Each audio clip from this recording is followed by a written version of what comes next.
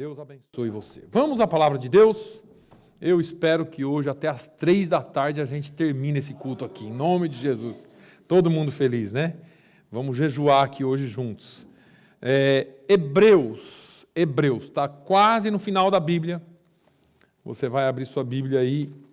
Depois das cartas paulinas, você vai encontrar Hebreus. Hebreus, capítulo de número 4. Não quero demorar, eu quero só trazer uma palavra rápida, mas que eu acho que que Deus trouxe ao meu coração para que nós estejamos compartilhando essa palavra hoje. Hebreus capítulo 4, os versículos são do 14 ao 16. Hebreus 4, 14 ao 16, diz assim para nós adiantarmos: visto que temos um grande sumo sacerdote, Jesus, Filho de Deus, que penetrou nos céus, retenhamos firmemente a nossa confissão. Porque não temos um sumo sacerdote que não possa compadecer-se das nossas fraquezas, porém um que, como nós, em tudo foi tentado, mas sem pecado. Cheguemos, pois, com confiança ao trono da graça, para que possamos alcançar misericórdia e achar graça, a fim de sermos ajudados em tempo oportuno. Amém? Essa palavra aqui é uma palavra de um escritor que os grandes teólogos consideram como anônimo, porque não tem apresentação. Há até alguns anos ou décadas atrás, essa carta era tida como carta de Paulo aos Hebreus. Eu, na minha ignorância, ainda acredito que tenha sido, mas não quero colocar dessa forma porque não tem apresentação no início da carta. Mas o escritor aos Hebreus, ele vem escrevendo ao povo hebreu. O povo hebreu é o povo hoje que nós conhecemos como judeus. São o povo que nasceu de Abraão, de Isaac e de Jacó. O povo hebreu é um povo, se você tentar ler essa carta aqui, e eu te aconselho a fazê-lo, você vai ver que tem muitas figuras conectando esta carta ao Antigo Testamento. Porque o povo hebreu conhecia muito bem a lei, mas eles não sabiam conectar ou fazer uma conexão com Jesus. O escritor aqui, ele vem conectando lei e Jesus, Antigo e Novo Testamento. E ele mostra como Jesus cumpriu em si toda a lei. E aí, no versículo 4, ou melhor, no capítulo 4, nesses versículos de 14 a 16, na verdade, esse livro é um livro para ser estudado passo a passo, e eu te convido a vir às quartas-feiras na igreja, se você puder, às 7 horas da noite. Nós temos um momento de louvor e adoração, depois nós temos oração, uns 10 minutos de oração, e aí nós separamos, português fica aqui, inglês vai para outra sala, e nós aprendemos a Bíblia. Estamos terminando agora a Epístola de Judas, mas logo vamos começar um outro livro da Bíblia.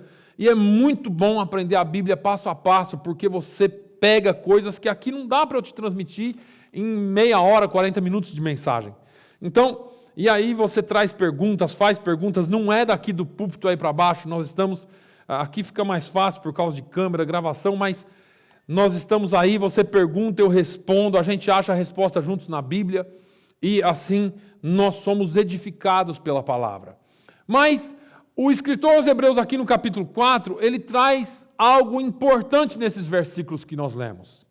Porque ele não só fala da superioridade de Cristo como sacerdote, mas ele vai mostrar que Cristo é um sumo sacerdote diferente. O que era um sumo sacerdote? O que era um sacerdote? Sacerdote era um povo escolhido por Deus, da tribo de Levi, filhos de Arão. tinha que ser da linha ou da família de Arão, e eles eram líderes espirituais. O sumo sacerdote era chefe dos sacerdotes. A função dele era ser líder espiritual de toda a nação e ser líder de todos os sacerdotes que eram separados por turmas. Ele também tinha a função de oferecer sacrifícios especiais, o sumo sacerdote. Ele tinha também a função de consultar a Deus em favor de toda a nação. No Antigo Testamento nós tínhamos sacerdotes e profetas. O sacerdote ouvia o povo e falava com Deus. O profeta ouvia Deus e falava com o povo. Era mais ou menos dividida assim a função. Uma vez por ano, no dia da expiação, no dia do perdão, que os judeus seguem até hoje, Yom Kippur, esse dia é o dia do perdão, é o dia da expiação. Nesse dia, o sumo sacerdote oferecia um sacrifício especial em favor de toda a nação de Israel. E todos os homens, mulheres, crianças eram perdoados naquele dia. Todos os pecados seriam perdoados. Isso está lá em Levítico, no capítulo 16, nos versículos 32 a 34. Somente o sumo sacerdote poderia entrar no lugar santíssimo para oferecer esse sacrifício. Para eu falar aqui de lugar santo, lugar santíssimo, eu teria que mostrar aqui figuras para vocês. Por isso que é bom o culto de quarta-feira. A gente pode projetar. Eu lembro uma vez que eu dei um estudo sobre o tabernáculo e a gente mostra figuras, mostra um quadro. É difícil para a gente fazer isso num domingo. Levaria muito tempo. Mas, então todos eles eram perdoados, mas só o sacerdote podia entrar. E a gente pode depois falar um pouquinho mais disso, porque a Bíblia diz que quando Jesus morreu na cruz, o véu do templo, o que era o véu do templo? Não era um véu como você conhece hoje. Era uma cortina grossa, feita de peles de animais, muito pesada, e ela dividia o lugar onde todos tinham acesso para o lugar onde só o sumo sacerdote podia entrar. O negócio era tão sério que diz a tradição que o sumo sacerdote entrava no lugar santíssimo com uma corda amarrada no pé. Ele entrava na presença de Deus. A arca da aliança estava lá, os querubins sobre a arca, e a Bíblia diz que Deus descia ali. Mas se ele estivesse em pecado, ele morria. E ele tinha que estar sempre em movimento na presença de Deus, porque ele tinha algumas campainhas ao redor das suas vestes, na orla das suas vestes, e aquela campainha tocava o tempo todo. Trim, trim, trim. Se ele morresse, parava de tocar e o povo puxava ele para fora. Ninguém entrava.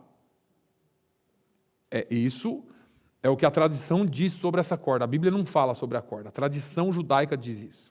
Tá? Mas era mais ou menos assim. Só ele entrava. E a Bíblia diz que quando Jesus morreu na cruz, o véu do templo se rasgou do alto a baixo.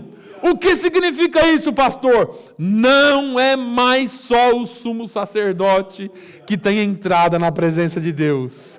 O escritor aos Hebreus vem dizendo que Jesus nos abriu um novo e vivo caminho. Todos nós temos acesso à presença de Deus através de Jesus Cristo. Todos nós podemos chegar no Santo dos Santos, no lugar santíssimo e falar com Deus em nome de Jesus. O sangue de Jesus nos garantiu acesso ao lugar santíssimo. Mas o que era necessário para ser sacerdote? Precisava ser descendente de Arão. Tinha que ser homem. Precisava ser perfeito fisicamente. Não podia ter defeito físico. E tinha que ser aprovado por Deus. Agora, O escritor aos Hebreus vem aqui e diz assim, olha, visto que temos um sumo sacerdote, ou um grande sumo sacerdote, Jesus, Filho de Deus, que penetrou nos céus. Ele vem falando agora de Jesus como grande sumo sacerdote. Jesus nunca nem sacerdote foi na ordem de Arão. Isso causava um problema, porque o escritor agora, ele não vem falando de um sacerdote de uma linhagem mortal. Ele fala de um sacerdote de uma linhagem imortal. Ele fala Jesus, ele vai falar aqui aos Hebreus, nós teríamos que ir pela carta toda, mas ele fala Jesus não é sacerdote da linhagem de Arão, mas ele é sacerdote segundo a linhagem de Melquisedeque. Melquisedeque aparece uma vez só na Bíblia em Gênesis. Antes disso, lá onde Abraão vai e paga, entrega os dízimos a ele, lá no Gênesis, e ele é como uma figura de Cristo, porque ele só aparece ali.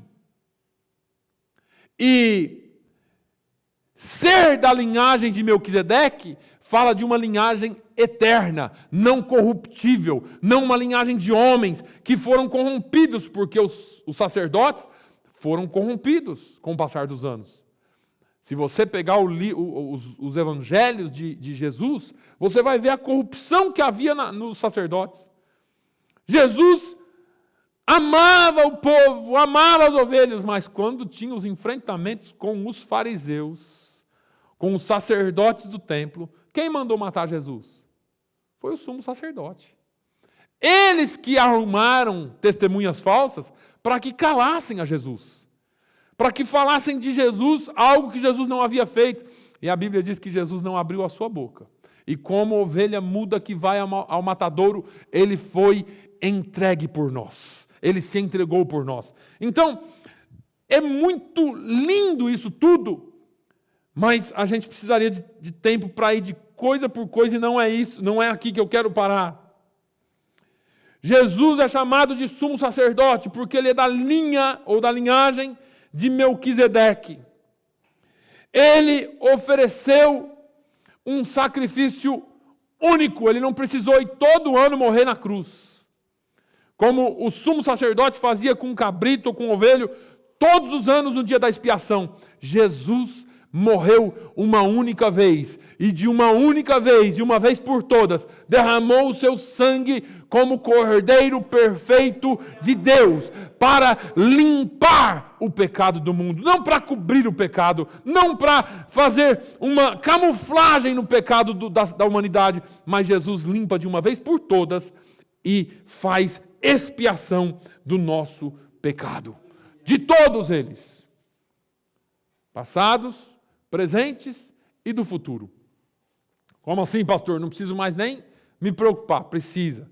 Você precisa obedecer a Cristo para que você continue debaixo da graça dele. Mas vamos lá. Ele fala de Jesus como sumo sacerdote, e não é aqui que eu quero me reter. Ele fala que nós temos um grande sumo sacerdote. E no 15 ele fala, porque não temos um sumo sacerdote que não possa compadecer das nossas fraquezas. O que Jesus está dizendo aqui? Jesus está dizendo de um tempo que a lei era dura. Errou, paga pelo seu erro. Falhou, paga pela sua falha. Você vai ter que ser punido pelo que você fez. Jesus diz assim, não diz lá na lei, dente por dente, olho por olho, dente por dente? Era assim. É sim, sim, não, não. O livro de Levítico traz toda a lei dizendo assim, olha, matou, morre. Roubou, paga quadruplicado. E assim por diante. A lei era muito justa aos nossos olhos. Porque quem aqui nunca teve esse sentimento? Deixa eu ver aqui quem pode atirar a primeira pedra. Você assiste na televisão um sujeito que abusou de uma criança. Qual é o primeiro sentimento que você tem? Coitadinho dele, precisa de Jesus. É esse? Tem que morrer. Abusou de criança, tem que morrer. fez isso, tem que morrer. A gente já logo põe a nossa justiça, não é? A nossa justiça é assim. E era mais ou menos assim. Agora o escritor aos Hebreus vem dizendo assim, não. Você não tem um sumo sacerdote que não se compadeça das suas necessidades, das suas fraquezas. Porque nós temos um que assim como nós foi tentado em tudo. Ele só não caiu na tentação, mas ele foi tentado em tudo. Ele passou por todas as tentações que nós passamos. Então aquele sentimento que você tem, aquela tristeza que você tem, aquela angústia que você tem, aquele problema que você tem, Jesus conhece. E Ele se compadece de você. E Ele tem amor por você. E Ele sabe o que você está passando. Talvez eu não saiba, talvez você não contou para ninguém, mas você veio aqui hoje e Jesus marcou um encontro com você aqui hoje. Ele conhece você por dentro e por fora e Ele, somente Ele, pode se compadecer de ti. E melhor que isso, somente Ele pode mudar a sua vida, a sua história, a sua situação. Jesus é o Deus que se compadece e que nos muda. Agora ele chega no versículo 16 e diz, cheguemos, pois, com confiança. Às vezes a gente comete alguma falha e vai que nem Adão e Eva. Pecaram, e aí chega a hora de Deus vir visitá-los. A Bíblia diz que todo dia Deus vinha falar com eles no jardim. E quando Deus chega, o problema nosso é que nós falhamos, Deus não falha. A gente peca e acha que Deus está de bico com a gente. E a gente se esconde de Deus. Já chega carrancudo diante de Deus. E Deus está lá te esperando como Ele sempre esteve. Sabe por quê? Porque nós temos um sumo sacerdote que se compadece de nós, das nossas fraquezas. Deus chega no jardim e começa, Adão, cadê você? Você acha que Deus não sabia onde Adão estava? Eva, cadê vocês, Eva? Onde vocês estão? E o homem continua do mesmo jeito. Essa parte da nossa natureza pecaminosa não mudou. A gente erra, a primeira coisa que a gente faz é fugir da igreja. Vai que eu chego lá e Deus usa um profeta. Ou então você desanima. Porque você acha que Deus está chateado com você, deixa eu te dizer, Isaías fala que ainda que os seus pecados sejam vermelhos como a escarlata, o sangue de Jesus pode transformá-los em branco como a neve. Não existe pecado que Deus não perdoe. Não existe situação que Deus não mude. Não existe gente ruim que Deus não transforme, porque o sangue de Jesus continua o mesmo e é poderoso. Aí ele fala, nós temos que chegar nele com confiança. Quando nós vamos falar com Deus, nós temos que entrar com confiança. Eu pequei, Senhor, mas eu estou aqui por causa do sangue de Jesus que me purifica de todo pecado. Eu pequei, Jesus, me perdoe, ó Deus, em nome de Jesus, porque foi isso que João disse, filhinhos, se pecardes, vocês têm um advogado diante do Pai. Eu já disse aqui todas as vezes que o diabo chega diante de Deus e nos acusa, porque Apocalipse diz que ele é o nosso acusador. Ele continua nos acusando, assim como ele fez com Jó. Ele entra na presença de Deus para te acusar. E aí ele fala assim, olha, a irmã Mariazinha pecou, está vendo lá? E a justiça de Deus é o quê? O salário do pecado é a morte. Essa é a justiça de Deus. Tem que matar Deus, pecou, merece morte. Alguém se levanta. Alguém se levanta no céu e mostra as marcas das mãos. Mostra as marcas do pé e diz, eu comprei com o meu precioso sangue. Ninguém toca. Ele entra na frente. Jesus disse lá em João, no capítulo 20 ou 21, se eu não me engano, ele diz assim, olha Pedro, Satanás me pediu para cirandar vocês. como se faz com um trigo. Bater você na tábua até sair moer todo. Mas eu intercedi por vós diante do Pai. O escritor aos Hebreus vem dizendo que nós temos um intercessor diante do Pai. Paulo fala que nós temos um só mediador entre Deus e os homens, e o nome dele é Jesus Cristo. Só existe um que intercede por nós. Nós temos que chegar com confiança ao trono da graça. É interessante esse versículo porque esse versículo nos mostra algumas verdades.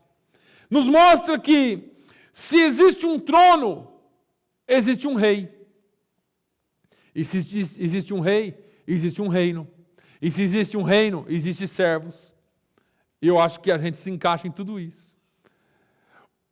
O trono é o trono da graça. Esse trono não é um rei, um déspota, que resolve punir todos os seres humanos porque eles pecaram, porque eles não fizeram o que estava nos planos. É um rei que, a despeito dos nossos pecados, das nossas falhas, ele criou um caminho, o vivo e novo caminho, através do sangue de Jesus. É um rei que olha para nós com compaixão. É um rei que está sempre pronto a nos perdoar. Jesus é o sumo sacerdote que entrou no céu, que penetrou nos céus. A Bíblia nos traz uma revelação do dia em que Jesus entrou no céu. Se você quiser abrir comigo no Salmo 24. O Salmo 24, nos versículos 7 a seguir, é uma revelação de Jesus entrando no céu. Você pode imaginar comigo alguém se aproximando em glória, e alguém grita, talvez do lado de fora das portas: levantai, ó portas, as vossas cabeças, levantai-vos, ó entradas eternas, e entrará o Rei da Glória. E alguém grita de lá de dentro: quem é o Rei da Glória? E alguém responde: o Senhor forte e poderoso, o Senhor poderoso na guerra. E de novo grita: levantai, ó portas, as vossas cabeças, levantai-vos, ó entradas eternas, e entrará o Rei da Glória. E de novo se pergunta: quem é este Rei da Glória? E a resposta é: o Senhor dos Exércitos. Ele é o Rei da Glória. Esta é uma revelação de Jesus depois da morte na cruz. Depois de passar 40 dias aqui, ele chega na glória, glorificado. O nosso sumo sacerdote penetrou no céu, não como um cordeiro morto, não como um cordeiro abatido, não como um servo abatido, mas ele entrou lá como o Rei da Glória, e ele está sentado junto e à destra do Pai. Ele é o Rei da Glória. Existem dois reinos. Eu vou agilizar. Existe o reino do pecado. Existe o reino das trevas. Paulo, escrevendo a sua carta aos Romanos, no capítulo 6, ele diz para que o pecado não reine mais no nosso corpo. Ele manda que nós não deixemos mais que o pecado reine em nosso corpo mortal. No versículo 12. Romanos 6:12 diz: não reine, portanto, o pecado em vosso corpo mortal, para lhe obedecerdes às suas concupiscências. Ele está dizendo aqui que o pecado tem um reino, que as trevas têm um reino. E quando nós obedecemos esse rei, ele manda em nós. Ele é o nosso Senhor. Ele diz assim: olha, não reine mais o pecado no vosso corpo mortal. Porque agora vocês estão mortos para o pecado. A gente poderia falar sobre Romanos 6. Ele fala, mas apresentei os vossos corpos em sacrifício vivo a Deus. O pecado não pode ter mais lugar na nossa vida. Nós fomos mortos para o pecado. Não existe mais poder do pecado em nós se nós morremos com Jesus e ressuscitamos com Ele para uma nova vida. Se pecarmos, temos um advogado, mas não é para viver pecando. Eu já usei a analogia aqui. Se você sai daqui de carro de manhã para ir para Boston e fura o pneu do carro uma vez, é normal. Certo? Você para, troca, chama o AAA e faz o que você quiser. Mas você sai daqui na esquina, fura. Você troca. Na esquina seguinte, fura de novo, você troca. Chama, vai, arruma. 2 quarteirões depois, fura de novo. Daqui em Boston, furar o pneu 50 vezes, tem alguma coisa errada. Pecado é assim na nossa vida. Se no decorrer da caminhada você pecar, eu vou usar a analogia aqui, tá? O Espírito Santo vem e troca o pneu. Mas viver em pecado é estar ainda debaixo do reinado do pecado. Eu gosto, ela não gosta muito, mas eu gosto de uma analogia que a minha esposa faz lá em casa. Esses dias ela falou assim, eu não me preocupo mais com nada, eu deixo para Deus julgar. Essa é a pior parte. Não é? Saibam que todos nós estamos e temos acesso ao trono da graça. Mas um dia esse trono não vai ser mais graça. Esse trono vai ser justiça e juízo. E eu sempre falo da justiça e do juízo de Deus aqui. Porque todos nós temos que ter a certeza que um dia nós vamos encarar um trono. E esse trono vai nos julgar para bem ou para mal. Hoje esse trono é de graça. E o escritor disse, cheguemos, pois, com confiança a esse trono da graça. Nesse reino, onde existe um reino do pecado, mas existe o reino de Deus. E eu já falei aqui hoje, Jesus disse lá em Mateus, buscai primeiro esse reino de Deus. É esse reino que Jesus quer que nós busquemos. O reino de Deus. E a sua justiça. E Ele nos acrescenta as demais coisas. Nesse reino, tem súditos. E nós somos os súditos, nós somos os servos. E aqui entra um problema, e um grande problema da igreja. Acharmos que nós temos um Deus para satisfazer as nossas vontades. Por isso que a visão que eu falei aqui hoje sobre dar deve ser diferente. Deus é Deus. Ele é Senhor.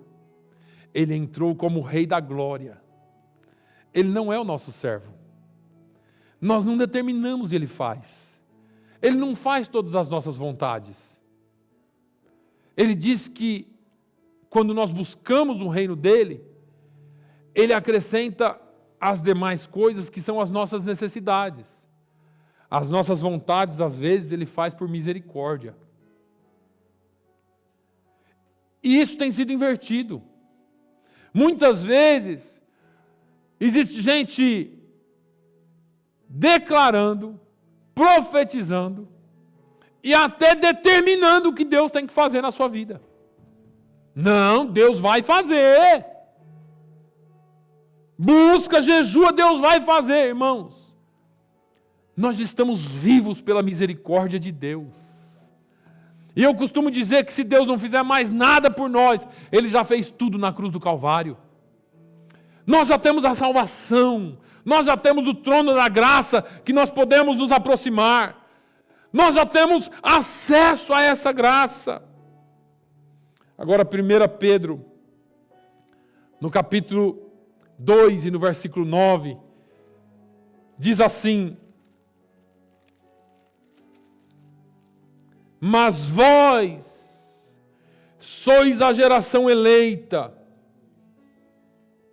Através dele nós fomos feitos sacerdócio real, nação santa, povo adquirido, para que anuncieis as virtudes daquele que vos chamou das trevas para a sua maravilhosa luz. Não se esqueça onde você estava, quem você era e quem você é.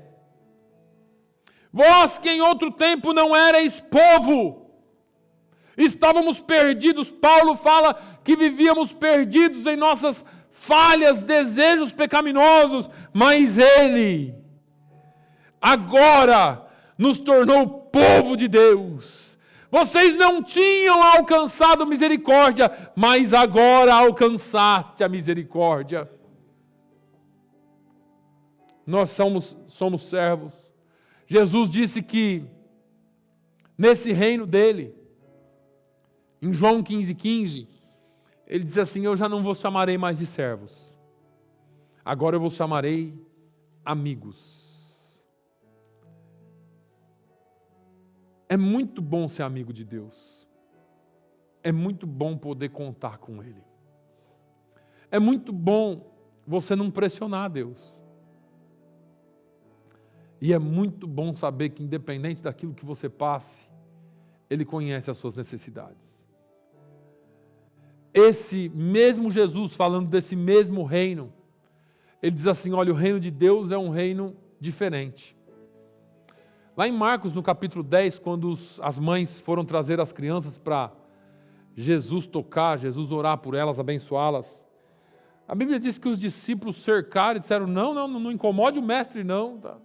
Jesus disse: deixa as crianças virem a mim, porque das tais é o reino de Deus, e se vós não tiverdes ou não forem como essas crianças, vocês nem vão entrar no reino de Deus. Jesus estava falando de coração.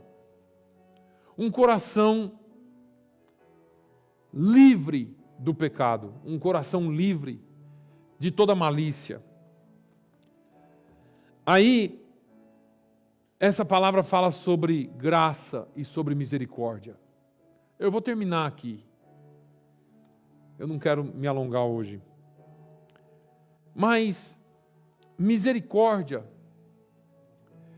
é Deus não nos dar aquilo que merecíamos. Eu já disse aqui hoje. O salário do pecado é a morte. Pela misericórdia dele, Ele não nos dá o que nós merecemos. Pela misericórdia dele, Ele olha para você, porque o trono dele é de graça e de misericórdia. Ele olha para você e fala: eu não vou dar o que ele merece. Um dia, Ele olhou para você e disse: eu vou tomar o seu lugar. Jesus tomou o seu e o meu lugar na cruz do Calvário. A Bíblia diz que a situação foi tão terrível que Deus virou de costas para a cruz. Não foi por causa do seu filho, foi por causa do pecado de toda a humanidade sobre o seu filho. Deus e pecado não don't match. They don't match. Eles não se encaixam. Não existe pecado na presença de Deus. A santidade de Deus é tanta que o pecado não entra na presença dele. A Bíblia diz que Deus virou de costas. E é nesse momento que Jesus disse: Deus meu, por que me desamparastes? Por que o Senhor me desamparou? Jesus sentiu o desamparo do Pai. Jesus sentiu o desamparo que talvez você sinta, às vezes, o desamparo do pai, da mãe, do marido, da esposa. Jesus já sentiu isso na cruz. É por isso que o escritor aos Hebreus vem dizendo: olha, você pode chegar com confiança, porque ele já sentiu isso por você.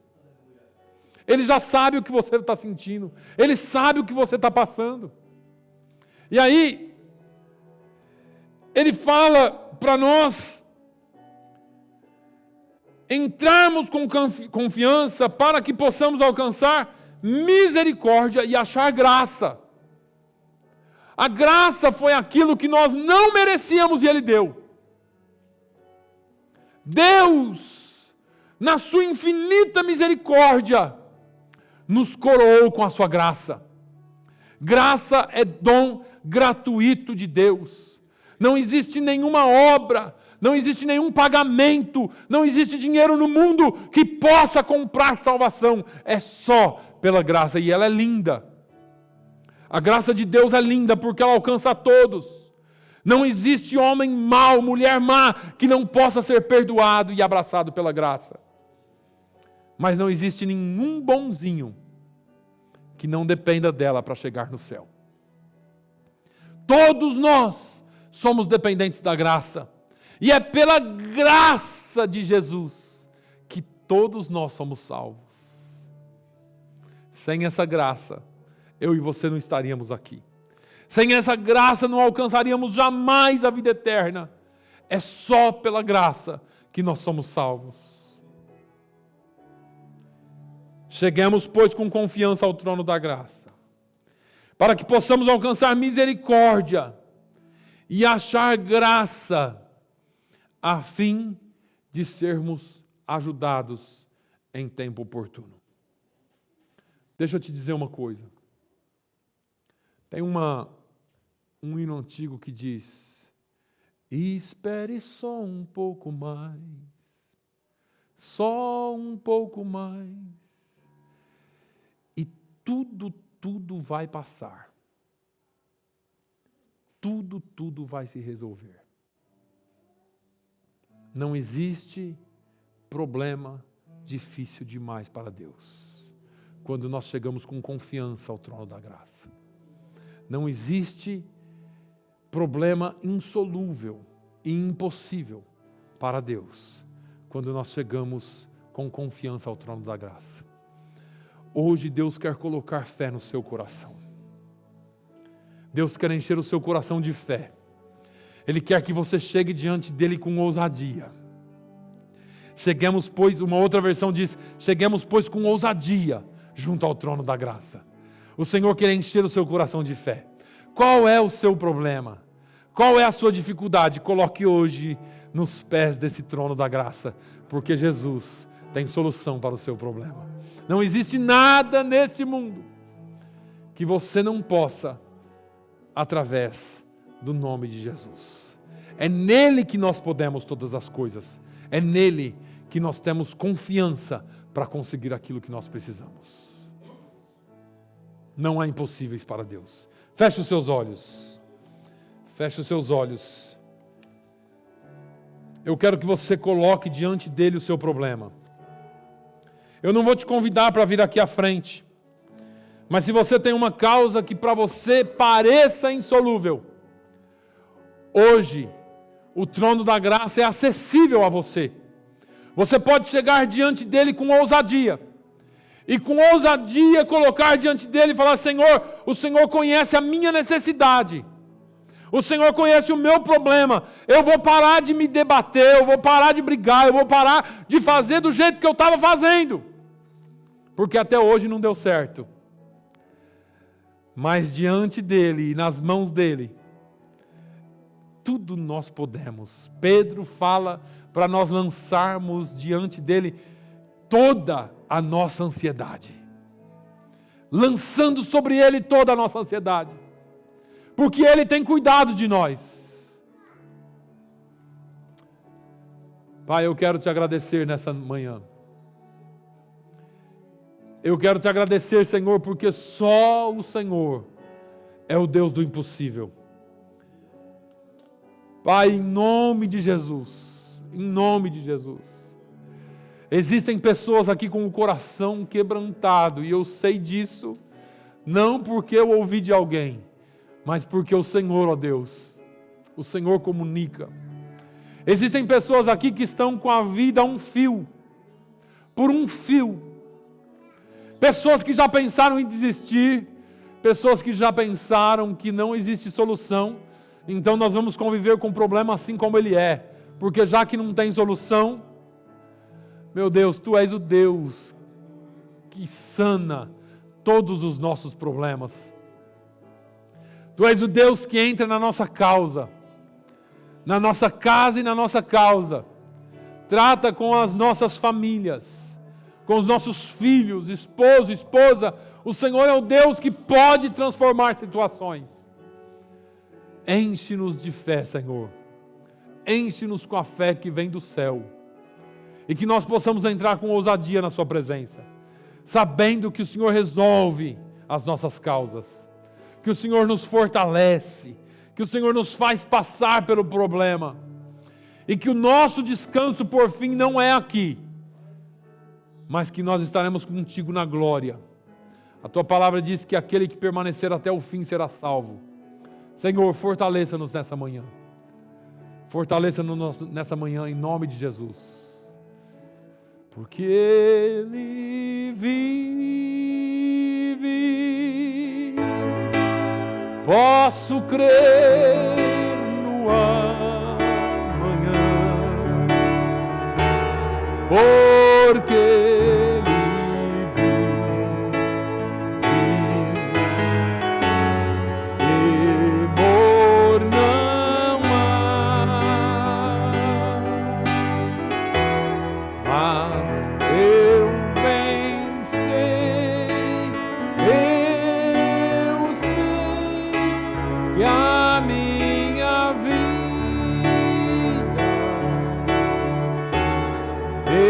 está nas mãos do meu Jesus, que vivo está. As tuas mãos estão nas mãos de Jesus, e Ele vive para sempre. Que o amor de Deus, a graça do nosso Senhor e Salvador Jesus Cristo, a comunhão e a consolação do Espírito Santo seja sobre todo o povo de Deus, hoje e sempre. Todos digam amém. Deus abençoe a sua vida.